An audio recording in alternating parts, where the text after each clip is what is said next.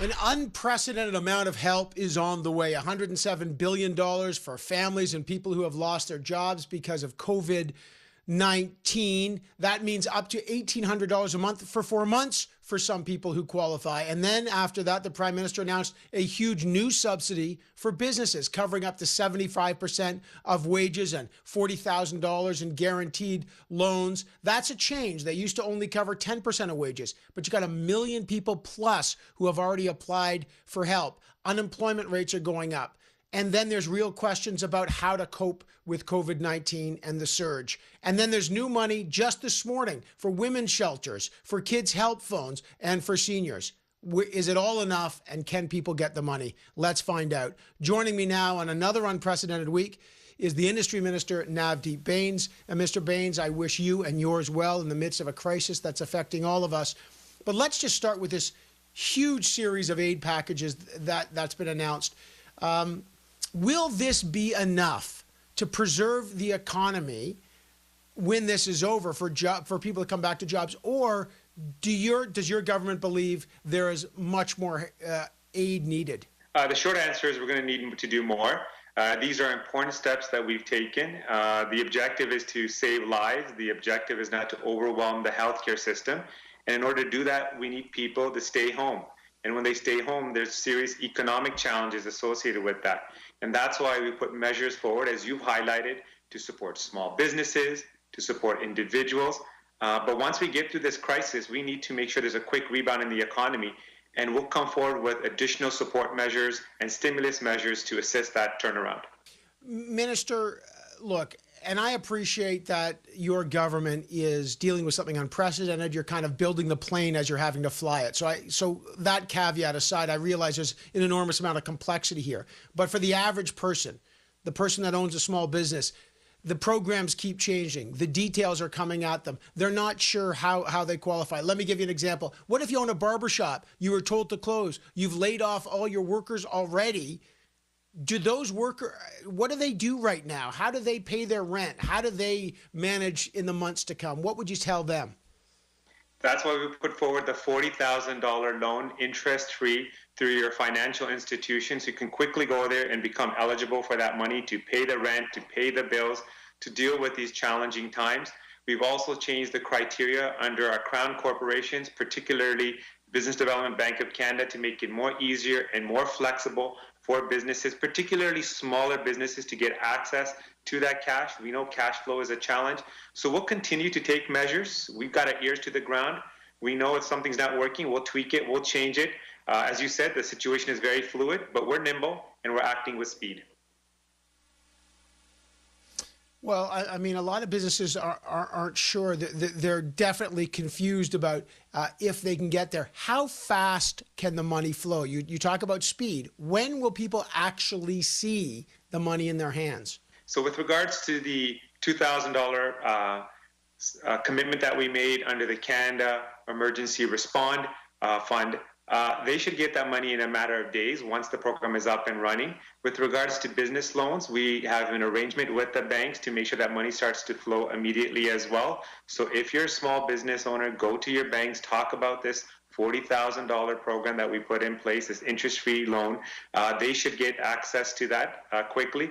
And in the meantime, if you want access to that $2,000 per month plan that we put forward for individual support, go to CRA, the Canadian Revenue Agency, to make sure that you're up to date with all the information that they require, so we can flow that money more quickly and have direct deposits once that becomes available. Right. I mean, the bottom line is that you still got to build the portal. It's not going to be days away. It's probably weeks and weeks away. You've got a civil service that's under incredible strain, Service Canada offices that are closed for a lot of people. So I think the administration and the speed is going to be a question. But you're the Minister of Industry, and I want to get to medical supplies.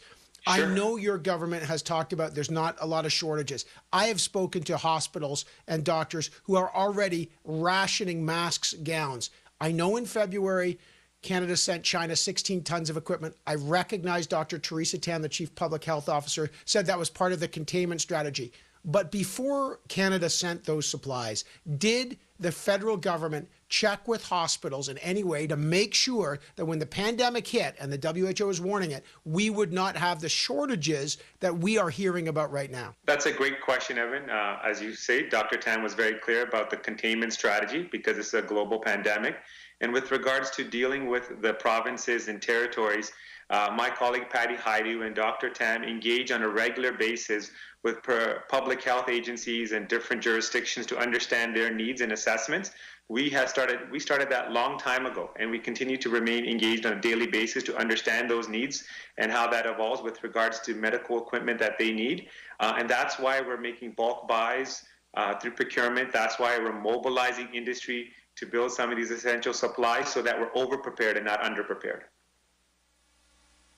But, sir, with all due respect, we're clearly underprepared because hospitals are already rationing. I mean, that's the big question. I mean, I recognize this is all coming pretty fast, but a month ago, we were giving stuff away.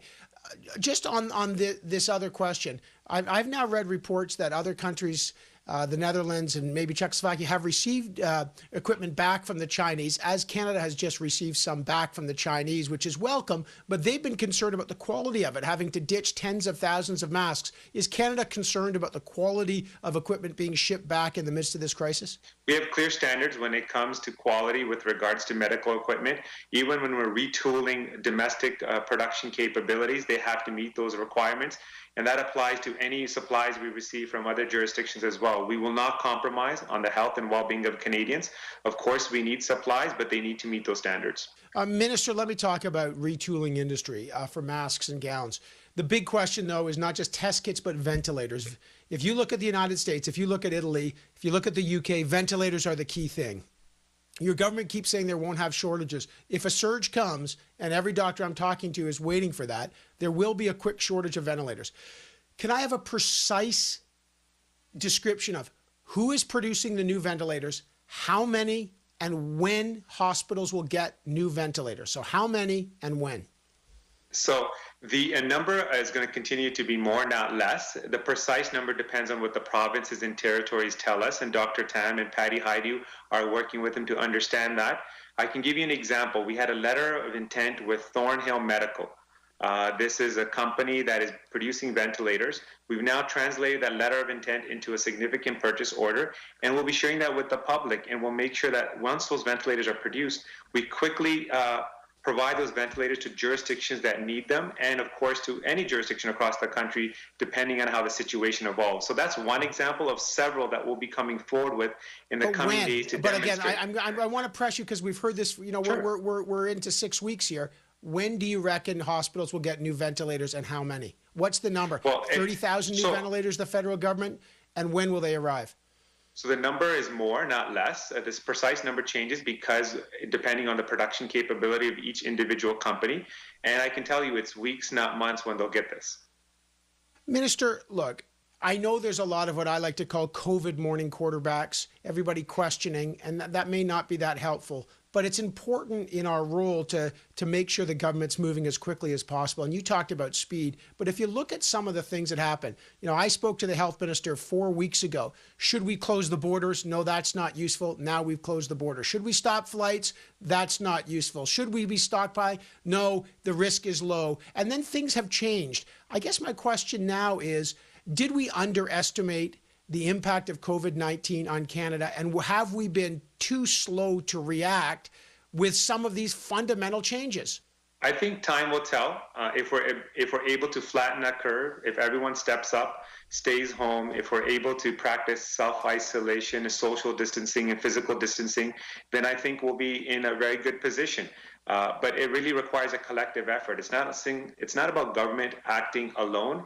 It's about Canadians also stepping up in a big way. And there's many people that are, and some people that are not. And that's why we have to continue to take additional measures to say, look, this situation is very serious. This is about people's lives, and we all have a responsibility to play our part. All right, I got to leave it there. Industry Minister Navdeep Bains, I hope you and yours are well. I appreciate you joining us.